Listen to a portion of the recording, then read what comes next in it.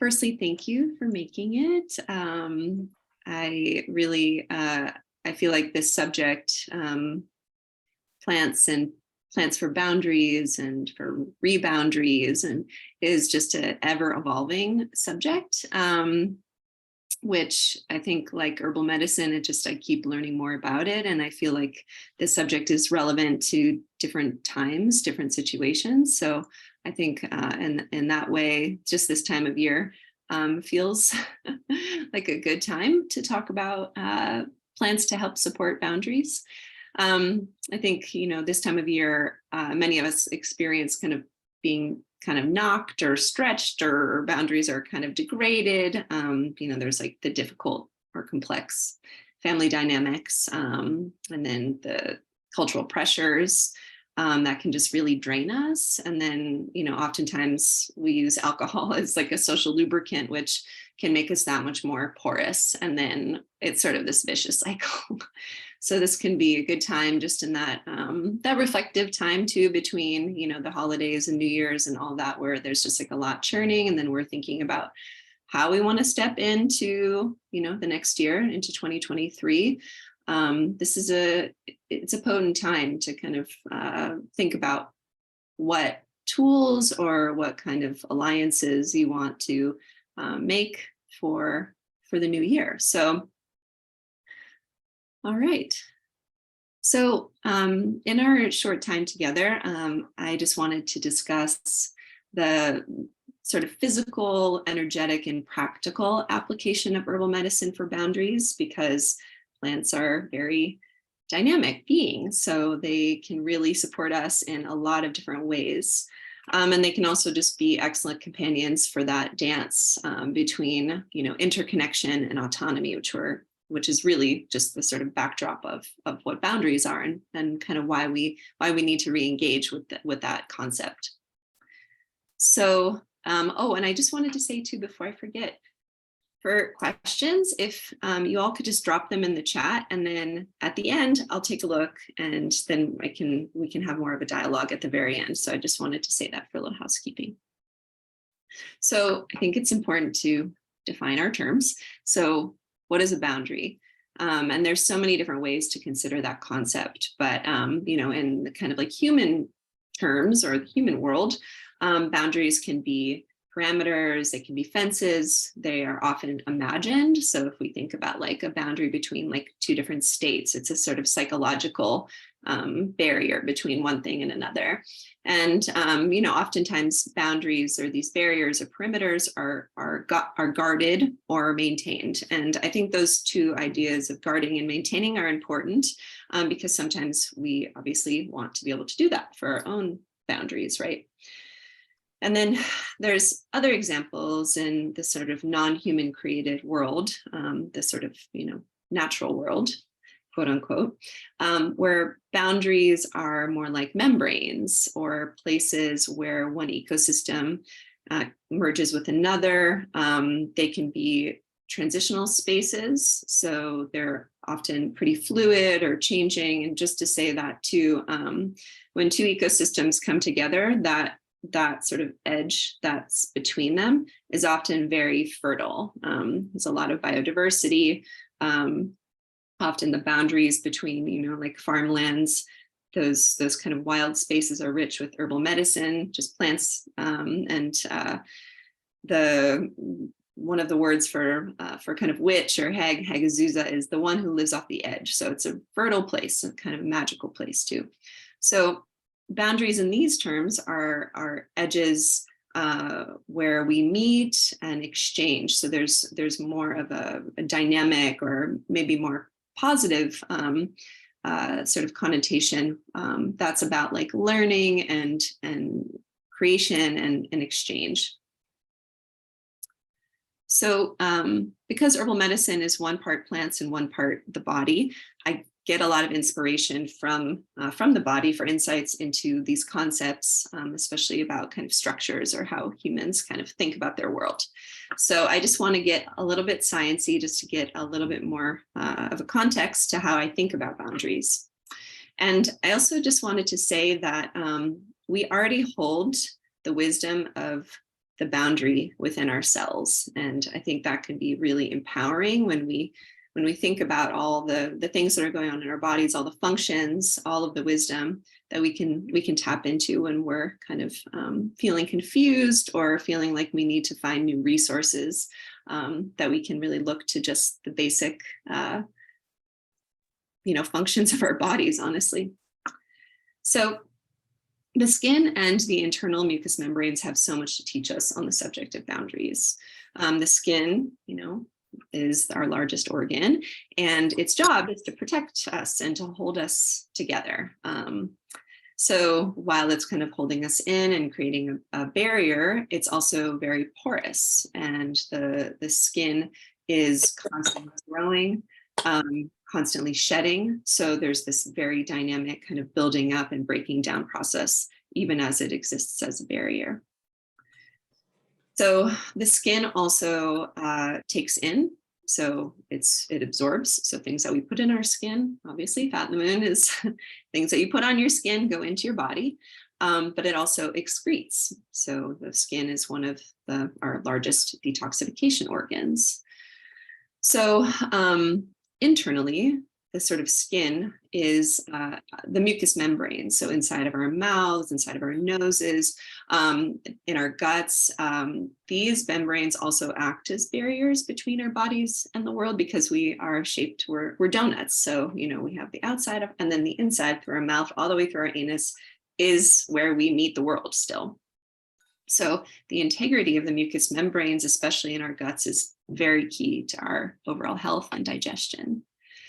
So in the body, if there's leakiness or deficiency or distension, or the flip, that kind of rigidity, tension, inflammation, these are two ends of the spectrum of boundaries, right? Of a sort of degradation of a barrier, or like— Good, they're leaving for the day. Oh. Or maybe lunch. Sorry. Oh, hi, Amy. I'm just wondering if you can mute. Sorry, thank you. So food sensitivities, allergies, autoimmune disease, leaky gut, IBS, they're all examples of sort of boundary dysfunction within the body. So on the cellular, both internally and externally, we need the proper expansion and contraction of these tiny little junctions. So they're, opening to receive, closing down to protect, opening to receive. So that's really the sort of movement of life.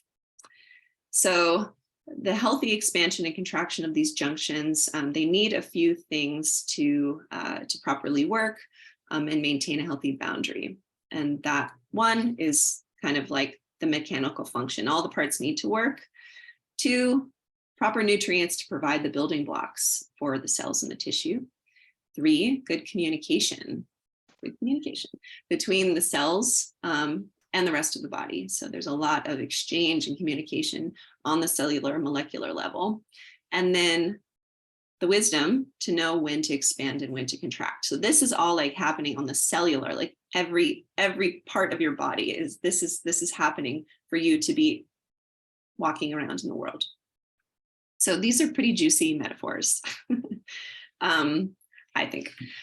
So how do plants support boundaries? So as I mentioned, we're going to cover the physiological, the energetic ways that plants support us with boundaries. So on the physical level, herbal medicine helps to support the proper functioning of our bodies. So that really helps build cellular integrity and in many different parts of our bodies, many different organs. On the energetic level, we're supported by plant spirits, and sometimes these are called essences or flower essences. And that's a little bit more esoteric. But the way that I think about it is like a friend. They help kind of remind us of other ways of being that we can adopt. So plants have their unique personalities, and then they can sort of, kind of be like reminders like, oh, maybe I could do something in a different way. And we're going to be talking a little bit about the spirit medicines of a few plants. And just to, for those who aren't familiar with the term, the spirit medicine is really the energy of the plant, its personality. And the metaphor that I like to use is kind of like dating. When you're dating, you know, like online dating, and you have the profile of somebody, and it's sort of like what your stats are, what you say about yourself, your job, your hobbies, all of that, your whatever, your height, your whatever it is. And then there's that actual experience of being up close to someone, and that you-ness that you are kind of all of that, those that list that you make about yourself. And that's really the spirit, that's really your spirit. So also on a practical note, to access the spirit of a plant, you do not have to buy the essence. So, you know, spirit medicines or flower essences, they're convenient, you know, that they are made to be able to take, you know, a plant essence around with you in your pocket. But there's so many more ways to engage with a plant. And this is drawing them, learning about how they grow, what insects pollinate them, visiting them, you know, what their environment is. There's their folk names, their Latin names. There's so many different ways to really get to know a plant that is free. So I would highly encourage that, because that really starts a communication, a dialogue, and a conversation with the plant world. So plants, let's get into some of the plants. So the first plant that I want to talk about is yarrow, Achillea illifolium, which is often known as the boundary plant.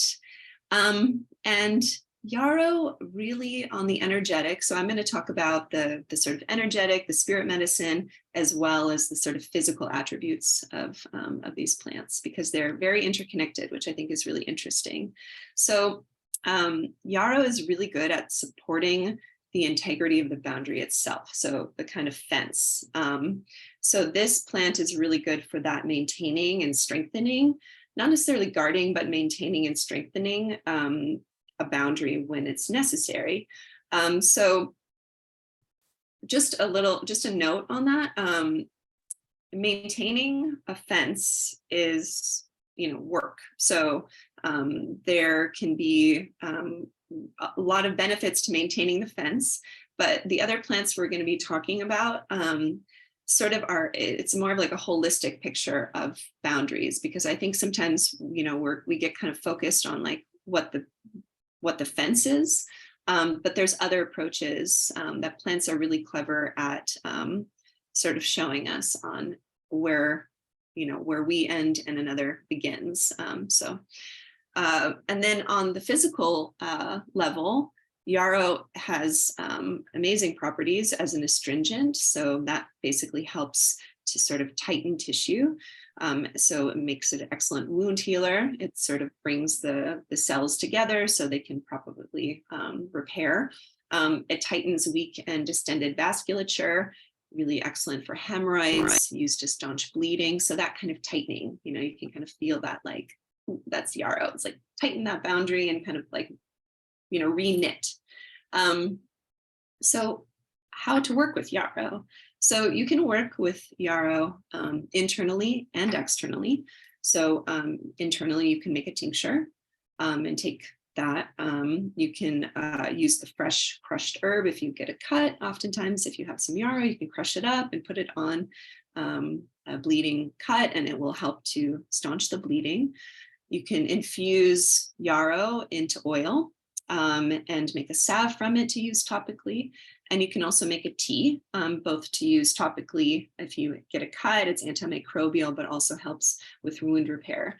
And then, of course, the spirit medicine. So if you're finding yourself kind of in that space where you feel like you might need to go into a situation where there's personalities or something that might kind of come into your space, that is a really good way to work with yarrow as a sort of like, this is where I'm at. This is where I end and you begin. So that kind of reminder of, and so much of this stuff happens on the subtle level. It's kind of like when you're walking down a street and there's like another person and you're kind of like, are you going to go this way? Are you going to go that way? Like how much information we actually get from each other at quite a distance about directions that we're going to go. So Yarrow can be really helpful if you know you're going to enter a situation where you're going to need a little bit more of that fence.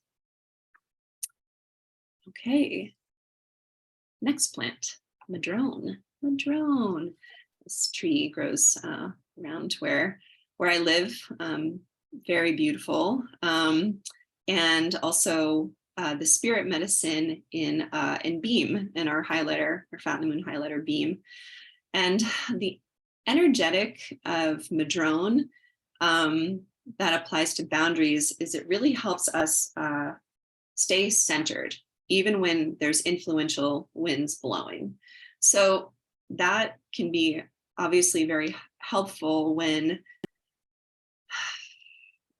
we want to make our boundary, kind of our external energetic membrane is super important, that kind of edge. But in order to kind of resource ourselves to know that we even need to maintain a boundary, or that we need to kind of watch out or be able to protect ourselves on some level, is kind of that knowing, that internal knowing, that center. So that is sort of the point of every interaction that we have, is kind of having that self-connection. So when we're, kind of being taken off our seat, madrone is that friend that helps us remind us of our center, and our gravity, our center of gravity. So on the physical, the bark and the leaves of madrone are very astringent, so has been historically used to apply topically to sores. And that whole family actually is very, very tannic. So you put a little bit in your mouth and you kind of feel that super strong astringent. So how to work with madrone? Again, the spirit medicine is an excellent way. I would definitely recommend visiting this plant if you can. The bark is beautiful. The flowers are gorgeous. It's an amazing tree.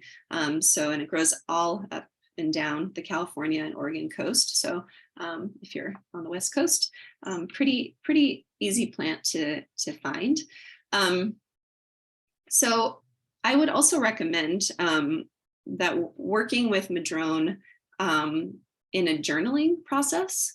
So I think sometimes why we get knocked off our center when there's influential kind of or strong personalities or somebody who kind of triggers us, why we get knocked off our center is really juicy. So if you make a drawing of madrone and then do some journaling, like what is this thing? Why am I knocked off my center when I'm around this person? And really start to investigate with that additional spirit medicine can be really profound. So that's one I would definitely recommend working with madrone. Okay, next plant, chia seed.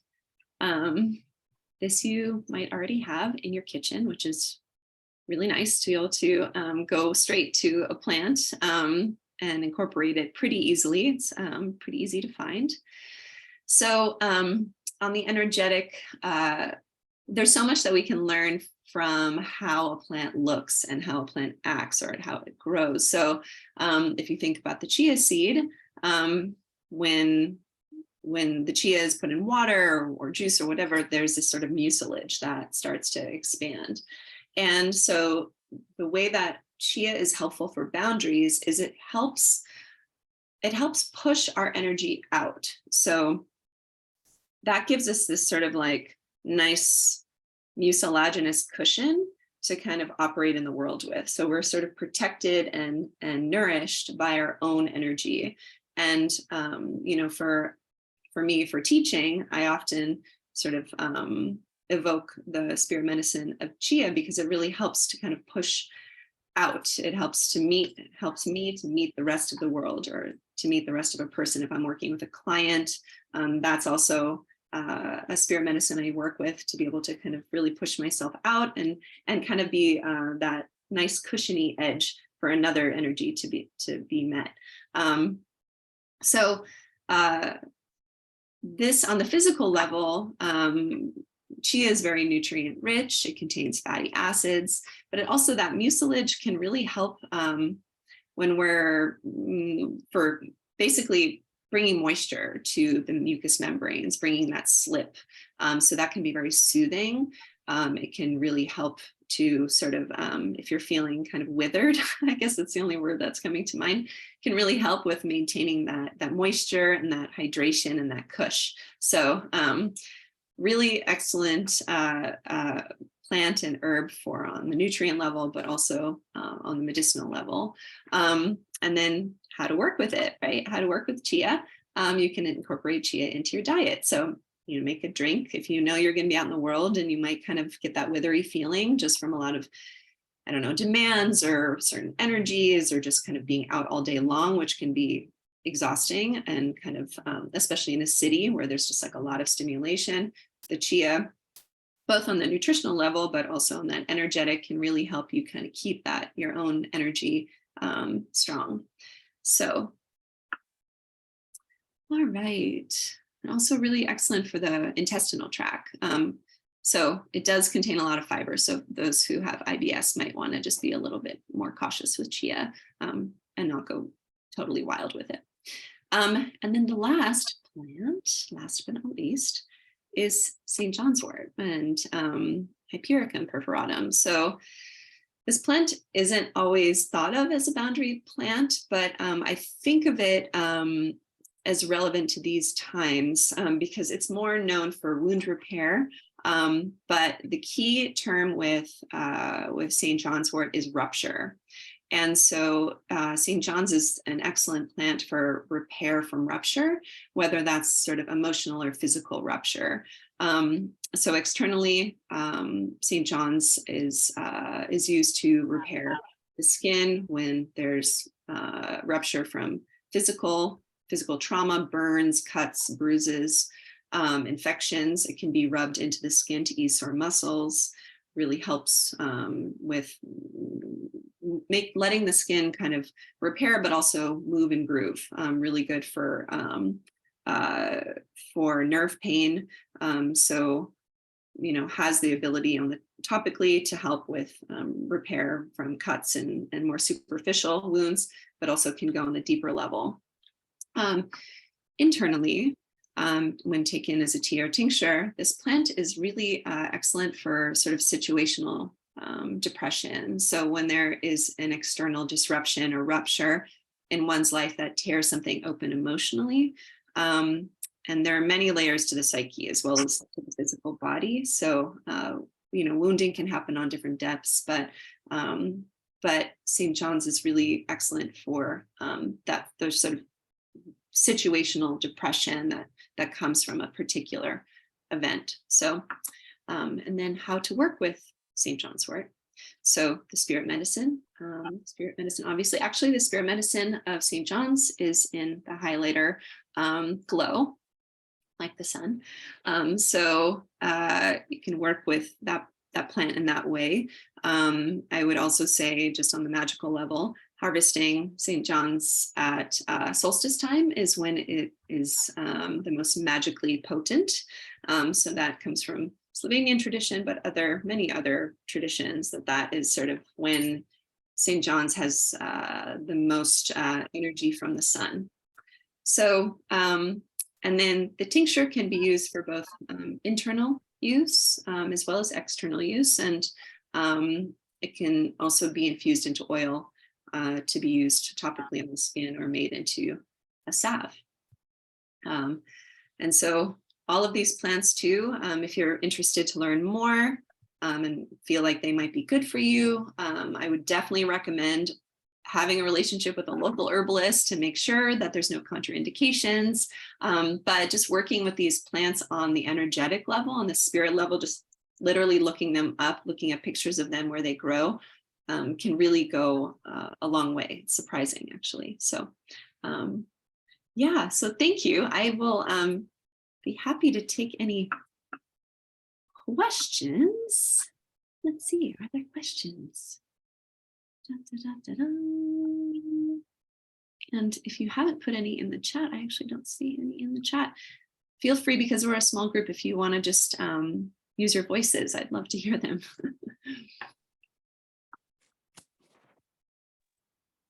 Okay, I have a question.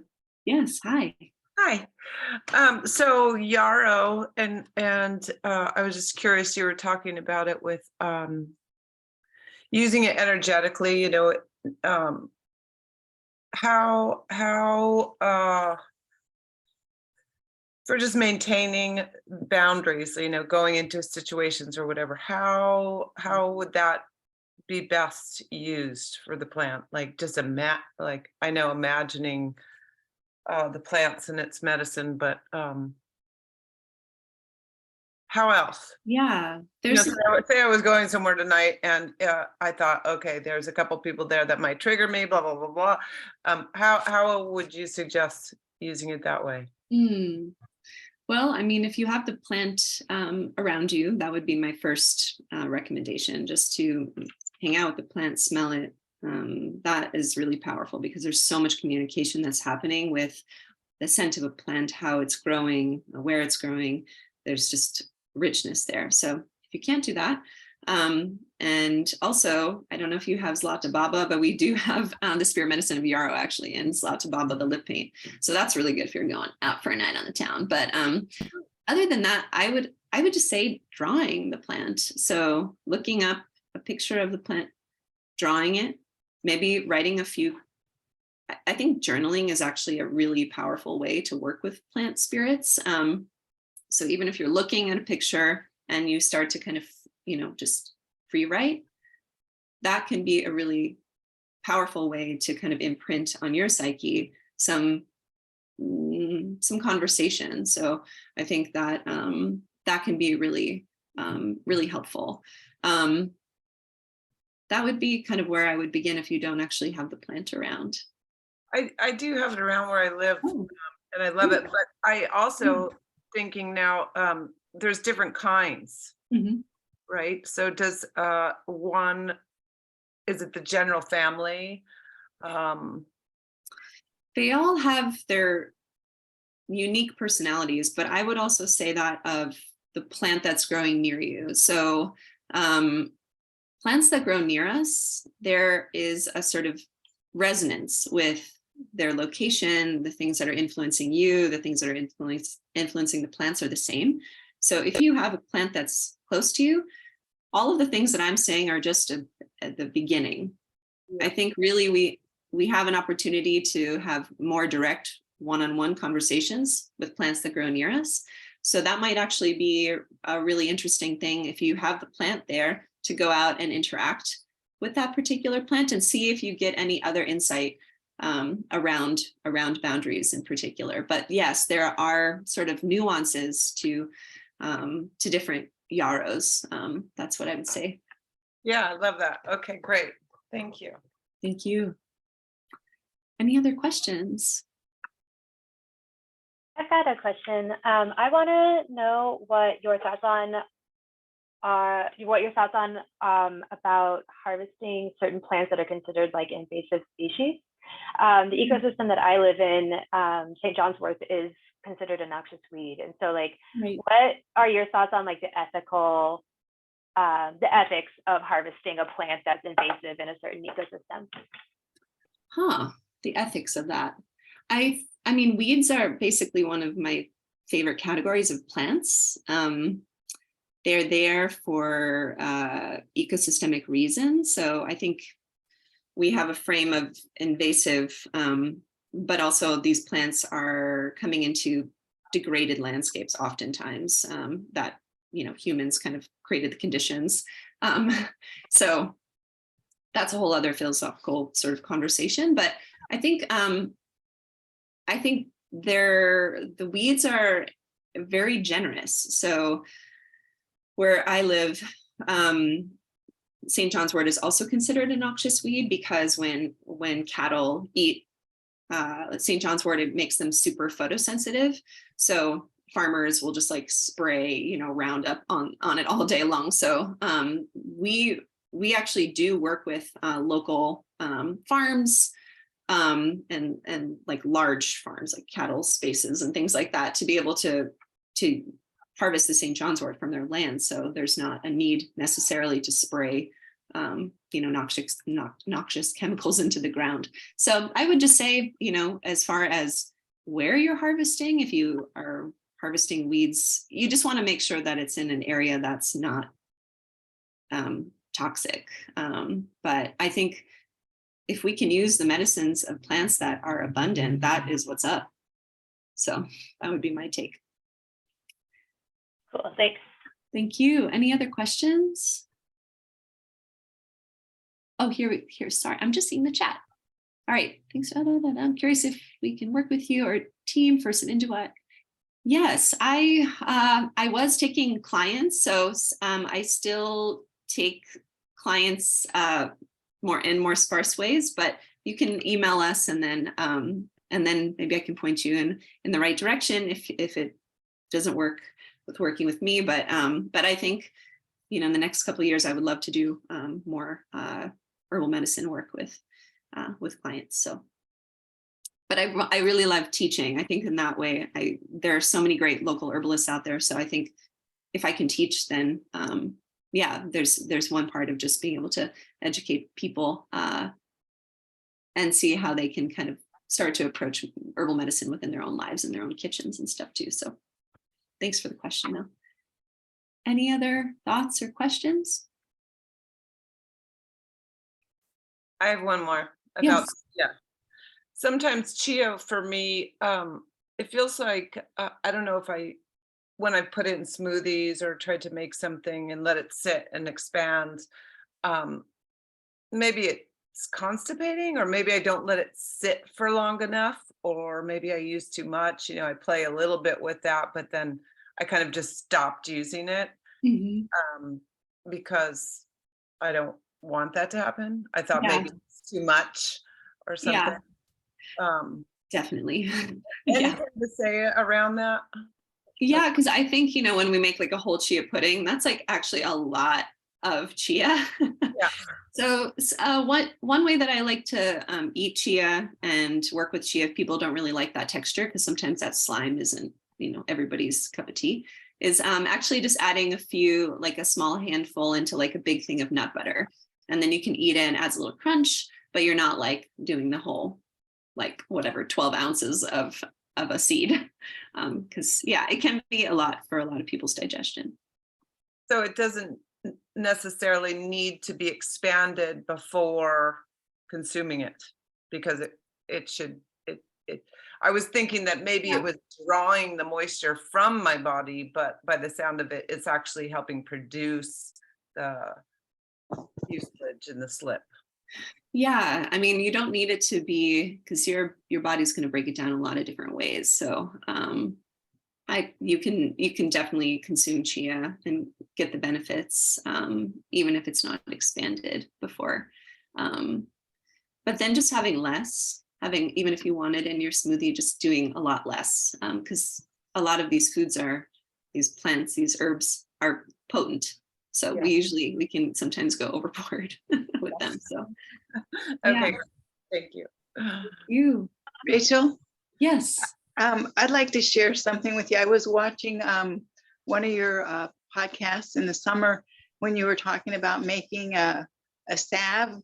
And I did that experiment, what you said. I used coconut oil, and I used this Damiana leaf and mugwort. And it made the most amazing salve. I did what you said. I left it outside for it was the new moon, and I think we left it till the full moon. And then it my skin and my arms, when I work in the yard and stuff, I would rip my skin because it was so thin. But I started putting that salve on there, and it here it is. I still have I had a little, really the intense part, and then I started putting it in my other perfumed concoctions I had got at Renaissance fairs and stuff, and it stretched it out, and I still have some left. But it really helped my skin, and it helps me so much. So I wanted to thank you. That's wonderful. You said try it with sunflower oil. So this new moon, well, a few days after the new moon, I started another batch. Great. I might have put too many herbs in there though, but I did it with sunflower oil. Great. And so I guess that the appropriate time to put it through the gauze is like the full moon, huh? Yes. Is that the right time? Yeah. It's nice to do it in the full moon cycle, the full lunar cycle. Right. That's great though. I'm stoked to hear that. Yeah, I wanted to share back with you that Cool. I tried it and I loved it. Great. Well, I Thank hope you. that you keep doing more. That's wonderful. Yeah, it's in our bones. Medicine making is in our bones.